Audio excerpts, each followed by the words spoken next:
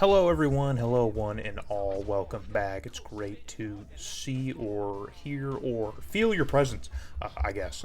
We are in the first offseason video for this Bengals franchise. Taking a look at the standings here. Here's how the NFC played out, their playoff standings here. Taking a look at the AFC now. Of course, the Titans take the top seed. The Colts and Raiders also come in here with the Jets, Patriots, and Broncos rounding things out. And because of the way seeding works, the Jaguars are on the outside looking in, even though they're kind of placed like in the middle. Yeah, so the AFC East sends three teams to the postseason. Even the Dolphins almost were 500, so a strong year from them. And then here's a look at the Central, our own division. So the Jags just missed the playoffs at 10-5 and won. That is nuts. With the Browns and us finish roughly in the same spot, and the Ravens and Steelers kind of round things out in the caboose. Looking at the AFC West here, the Raiders and Broncos hold things down. The Chargers finish 500, and the Seahawks and Chiefs both have rough years. In the NFC East, the Cowboys, who beat us, Redskins and Giants are the class here, and even the Eagles and Cardinals are close here at 7-9. So a strong year for them. The NFC Central is just completely mid all around, and so is the NFC West. Man, that's also quite a bit of mid around here. As three teams find themselves hovering around 500 or are 500. So that'll move us ahead. Now we will sim through the postseason, or at least the wild card round here first. Take a look at our matchups and see. The Broncos lose to the Jets in crushing fashion. The Redskins hold on to the Panthers. The Raiders crush the Patriots, and the Giants just narrowly beat out the Rams. So our division matchups will be Raiders and Titans, Giants, Cowboys, Jets, Colts, and Redskins and Buccaneers. So we will sim through this round and see what the damage is for our conference championships. So the Titans hold on against the Raiders. The Cowboys just narrowly beat out the Giants. The Colts crush the Jets, and the Redskins win an absolute barn burner against the Buccaneers on the road. So your AFC Championship is Colts, Titans, and your NFC Championship is Redskins, Cowboys. So classic matchups all around here, and there's your Super Bowl matchup as the Titans beat out the Colts by a field goal, and the Cowboys absolutely demolished the Skins. So Titans and Cowboys in our first Super Bowl in this sim, and we are going to now simulate this Super Bowl and see the results. And there they are. The Titans win. So 1 yard short is eliminated. The Titans are able to take down Goliath, the Cowboys, and win their first Super Bowl in franchise history. Impressive for them. And the Cowboys narrowly complete that task, but are on the outside looking in, unfortunately. So the AFC wins the Pro Bowl. Not that the Pro Bowl really matters. It's kind of fun in this game because it's the classic Pro Bowl, but still, just in case you wanted to see it, there it is. But the Titans are your Super Bowl champs, so put a pin in that. A team in our division already has won the Super Bowl, so rough. So looking over our stat rankings here, we are really bad in just about everything. I mean, pretty bad. Passing yards jumps up, and so does passing TDs, but as far as like actual like quantity, like yardage and per game and stuff, it's all really bad. We're pretty low in the NFL. So first in sacks allowed, I think that's the lowest, right? I think that means we've allowed the lowest amount of sacks, which makes sense. I don't think Achilles Smith was eating a lot of grass this year, but in red zone percentage, we were 5th in the league. So we were pretty effective in the red zone. We didn't give up a ton of sacks. Those are good things. So we had one of the best defensive units. There were other aspects in which we kind of fall off. We didn't really get to the quarterback that much, and we didn't really generate a lot of turnovers from fumbles. But other than that, there's a lot of things to really be happy about. We allowed the fewest amount of red zone attempts in the league, which is really nice. I like seeing that. So looking at efficiency, we were pretty horrendous on third down. I guess that's to be expected. Well, our percentage is in the top 10 of the league, but our actual conversions to attempts is pretty low. So do with that information what you will, as if it really means a whole lot. So turnovers here, we're close to the top half of the NFL in just about all of them. So that's a pretty nice thing to see, I guess, depending on how we look at these things. So looking over the rest of our team for the year, Achilles Smith finishes with 3,500 yards and only 16 touchdowns to 10 picks. Not a really impressive year from him in his second season. I think this is what it would be. So some other QBs get some time on the field here, but Achilles Smith is our main man. Corey Dillon puts 787 yards on the ground with just 7 touchdowns. So a fairly decent year for him. But he has done a lot more already in a Bengals uniform in his first few years in the league. So we need a lot more from him in year 2 and just moving beyond in this franchise if he's going to lock down our run game. And there you see, look, he's been a 1,000-yard rusher pretty much his entire career, and this is by far his lowest production here. Touchdowns is second most, which is impressive. You know, that's good to see. He's finding the end zone. It just goes to show that our scheme with him was different this year than it has been in the previous regime, where they instilled him with a lot more to do, but we trusted him in short yard situations. So McGee leads the team in receptions, but not in yardage. And that belongs to Peter Warrick, who has 932 yards, just less than 10, just 8 more yards than Dugans does. Ron Dugans, who had 925 yards in his rookie season. So a solid rookie campaign for him. He will probably balloon as far as stats go. That'll do wonders for him. And Tony McGee, our veteran tight end, has his best season in a Bengals uniform as he doubles his yardage and was a huge piece of our offense here. And Yeast, we call that a little bit towards the end of the year. Even he gets close to about 400 yards. So we were really spreading the ball around here as far as receptions go. So looking at our O-line, Willie Anderson, the class of our O-line, racks up the pancakes, but does allow the most sacks. Still 7 compared to 13 pancakes. I'll take it. Everyone else really kept the sacks numbers to a low. So John Jackson only allowing a single sack to 10 pancakes. You like to see stuff like that. But we have a veteran line, a very seasoned line, so that's what I would expect. Takeo Spikes leads the team in tackles with 63. A humongous fall off from where he normally is, but the sacks are up. It's kind of like Corey Dillon with the yardage being down, but the touchdowns being up. So we'll take with that what we will. Takeo Spikes is still going to be a humongous piece of this defense moving forward. Craig Newsome, our free agency pickup, is third on the team in tackles. So that's, got some production there. A good pickup, I guess, by me early on. I like to see things like that. I appreciate things like that. So looking around the rest of the defense, as Brandt ties with Takeo Spikes for TFLs, and Takeo Spikes leads the team in sacks as well. But Darrell Williams, who is a Pro Bowl safety, might be our only Pro Bowler, is also leading the charge here on defense. So Pelfrey has a pretty disastrous season, kicking less than 65%. You hate to see that, but we won't dwell too much on the kicking woes, but we may need to improve because I don't think we have a very good kicking situation. So here's a look at our Pro Bowl rosters here. I just wanted to flip through really quick and see if any of our guys got the nod. I really doubted that they would. I don't think there's really anyone who probably deserved it. I mean, you could maybe argue Peter Warrick, but no, I don't think so. So it would have to be somebody like our free safety on our defense. It would have to be a guy like that who would get the nod because, other than that, there really wasn't much going on. And Darrell Williams with 59 tackles and 2 picks with 6 pass deflections, I guess, was disruptive enough in our backfield to warrant a Pro Bowl selection. Maybe it was just a weak position this year. I don't know. We'll take it. So we're going to look now at our yearly trophies here. Troy Aikman wins the MVP for the NFL. They don't win the Super Bowl, but Troy Aikman does take home the MVP, and I think this is probably his last season. He might retire. I don't know. He might play another year in this game. I'm not too sure, but he wins the MVP here. Defensive Player of the Year is Dwayne Rudd for the Minnesota Vikings, who don't have a great year. Ron Dane, running back, before we get to Tiki Barber, he's a rookie, and he gets himself Offensive Rookie of the Year. Corey Simon for the Philadelphia Eagles gets himself a Defensive Rookie of the Year trophy as he records 15 sacks, man. Really great season from him. The Dallas coach, who will not be named. We don't know who it is. He wins Coach of the Year. With Tony Dungy coming in second, and Troy Aikman again picking up even more hardware. Marshall Faulk takes home best running back, and of course Aikman again. We're going to look at the season because we just got to see it. 34 touchdowns to 8 picks is nuts, bro.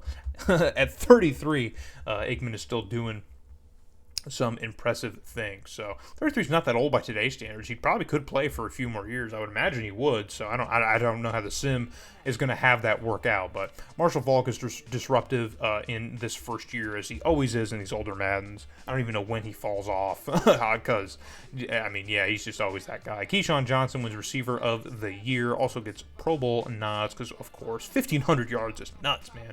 Crazy. Looking here at some more positional. Dude, 62 pancakes. Jeez. What's a guy like that going to cost to get, you think? You know what I mean? That's what I'm thinking now. What's a guy like that going to cost? I want someone like that on my team. So 15 sacks from Bradsky for the Colts. As you're going to see some repeat names here between some guys. Hey, Todd Peterson, shout out. Best kicker. On a terrible team, on a 5-11 Seattle Seahawks team, he managed to take home an award, so I'm sure they're happy about that. I'd like an award of any kind, other than just one Pro Bowl nod. Please and thank you. And I guess we'll look at all Madden and see again if we got any nods. I highly doubt that we did, because it wasn't a very effective team. I mean, there's not much else to say. I mean, 6-10 is just kind of tells the story. I mean, we didn't have a super explosive offense, just was losing games. We didn't have a great defense, and we were just finding a way to lose games. Like, we were just kind of a subpar team. I think our stats really kind of preceded us. You know what I mean? Like, it said we were a 74 overall team, and I believe that. I would say that's probably about where we were. That's about as effective as we were as a team this year. So I'm not that shocked or disappointed that we don't get the nods, because we will be back, baby. We will be back, and we will be much more effective down the line. So after looking at all those stats and everything, we're going to move ahead to the off-season. We spent a good time doing that, so this video is going to end a little awkwardly in the off-season. We'll finish the rest of our festivities in the next episode, but we're going to start things off here, of course, with retired players. And there's a few career-ending injuries do happen, but Reggie White does retire, and so does Jerry Rice. So a couple big names. Warren Moon calls it quits for the Chiefs. Gross. Absolutely disgusting.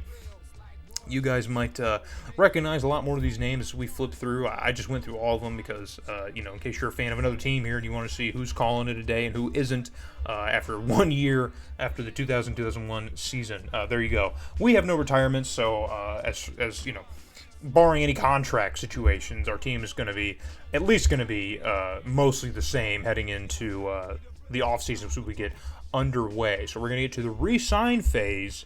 And there's not a ton of players who we need to bring back, but there are a couple that we're going to need to prioritize. So these guys on the line here, we had a pretty efficient line. We didn't have a great D-line, but our O-line was really where things shined. So any opportunity to bring that talent back, we're going to need to take it. And already contracts are pretty low, so whatever these guys want, I'm probably just going to give it to them. The only thing I'm going to alter is maybe extend the years a bit, and play around with that, because, at this cap hit, you can afford to give out 4-year contracts, you know what I mean? Like, if there's an 85 overall O-lineman who just wants, like, 1.6 or 1.8, and he'll take close to 2 for 5 years. Yeah, dude, that plugs that problem for the rest of this rebuild. You know what I'm saying? So that's kind of what I'm thinking. My methodology as you see me go through the re-sign phase. And also, if you notice the cap room in the top right corner, we have $30 million to play around with. $30 million, okay? And that's before we've even thought about free agents. So we have plenty of money to mess around with. Because our team is young and our team is bad, a lot of these guys are pretty cheap. So I'm going to sign both our punter and kicker, even though they were not that great, just so we have one rostered. I don't plan on drafting one, but put a pin in that. Put a pin in that for the next episode. So Corey Dillon is looking to get some money here, 4.05 for the next 3 years. Absolutely. Why the hell would I not take that? Adrian Ross, who had a pretty effective year, 57 tackles. He's going to be relatively cheap to keep for 3 years. So, yeah, why would we not give him that money? You see what I'm talking about now with that philosophy? I mean, these guys are young and they're pretty cheap. Corey Dillon, we have the money to make Corey Dillon the highest paid player on this team. I mean, $4 million for 3 years of Corey Dillon is great, because I only see his production improving from this point forward. I know things weren't that way in year one, but I see things improving. So looking at our positions here, the contracts moving in here, Peter Warrick is still under 5 years, or he's on a 5-year contract. So a lot of our best guys, again, the rookies, that are signed to big, long rookie deals. So we don't have to worry too much about them for the foreseeable future. So really just re-signing phase in year one is really just about shoring up some of the depth here and just ensuring that we have the guys that we need heading into the free agency period and the draft. So already working on that philosophy moving forward, already considering things, and boom, you see Willie Anderson. Look at that, 2.5 for Willie Anderson. Recorded the most pancakes on our offensive line, and he only wants 2.5 to come back for another couple of years. Yeah, dude, we have that money. After re-signing all these guys, we re-signed Corey Dillon, our most effective offensive line piece, and a solid core piece of our linebacking core. And we've only cut about $10 million off of our $30 million that we have to play around with, and we still have money to move. So this is kind of working out in our favor. The Bengals ended up being a pretty good team to pick for this rebuild because there is just so much money to play around with. They really don't have like that bad of a roster situation to work around with. So that's going to move us into free agent signing with really $19 million to play around with. We don't have a ton of holes here, but I got in my brain what I want. I'm really just going in and looking at the top guys and seeing what we need. We don't need tight ends, and there's a lot of them here. But look at that. Rondé Barber, cornerback, available. Yeah, dude. Less than $2 million? Dude, I'm going to give him a ton of money, and we're going to keep him here, and we're going to make him a Bengal for the foreseeable future. The Tampa Bay years are done. We're going to give him as much money as he needs because we need cornerback help, and he's significantly cheaper. He's significantly younger. It's great. Tony Mayberry, who I think we just let walk. I can't remember. We're going to give him money and see if we can bring him back to fill in the gap here, I guess, at center. Or no, I don't. I know his name is familiar, but we're going to try and ensure up that position on our line because I think it's one of our weaker holes here as I go back and forth and flip through the roster and try and just kind of make sure that we got all of our bases covered. And you can see we have a lot of 80s around the roster. So the team is already starting to improve a little bit, but we desperately need that center. We need Mayberry to agree to come here. And we desperately need Rondé Barber to agree to come here. But, yeah, I'm not really too upset looking over the roster as we head into the offseason. And we'll see. You'll see over time after, year 2 and stuff, the roster with the progression of the players, it's just going to reach a point where it's we really don't need, a lot of stuff. Everyone's just kind of progressing on their own. And there's not, a ton of great free agents that we really are relying on that we need. So we've got the guys that we want, essentially, other than maybe looking around and finding someone. Anyone we sign now might just turn into trade pieces later, which I know doesn't make a ton of sense, but when you got the money that we do, you can afford to do that. I mean, take a couple $1 million in some depth pieces and turn them into draft picks.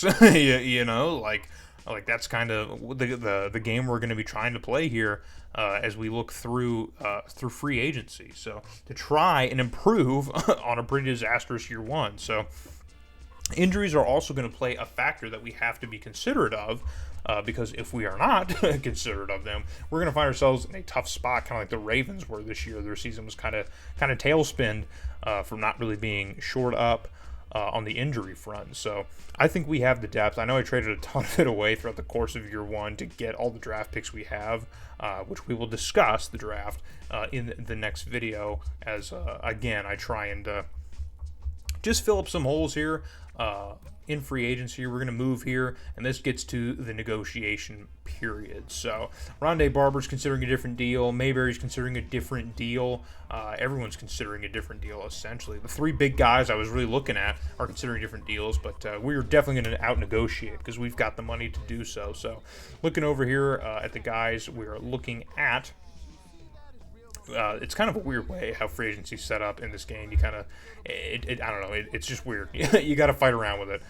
It's gross. If someone offers a better deal, they don't show up in your target, so you can't just go back to them. You have to find them in their position and stuff to get them. So we're throwing a bunch of more money at Rondé Barber because, again, he's only 26 and he's already an 86 overall. He will be an immediate impact, off rip. And so will Tony Mayberry. Even though he's considerably older, I mean, putting another 85 or 80-plus overall player on that O-line is just, it'd be stupid to not do. So, and again, we have the money to do it. So, but Rondé Barber's really the big get for this free agent class. I desperately want him on this team, just because, one, it's Rondé Barber. But, he's just so young, so he will develop so much on our defense and give us so much added help on the other side of Newsome, who was another free agent pickup. So if we are able to rebuild the defensive back problem, and look at this. Oh, already signed our guys here. So Rondé Barber's still taking some time here to think things over here, but we are still the leading deal as we sign Mayberry and Jackson. So we're going to advance a little bit here. We sign Horn, that 78 overall receiver, who again is probably going to be closer to a trade piece than an actual piece of our offense. And we signed this no-name punter, and we also signed Rondé Barber for $2.30 at 4 years. So we've got him locked down. He's going to be a key piece of our defense. We've already shored up the few holes we do have, which makes the draft really low stress. So hopefully you guys come back as we end the free agency period and look to turn our heads and our focus to the draft. So hope to see you guys there for our first draft as GM.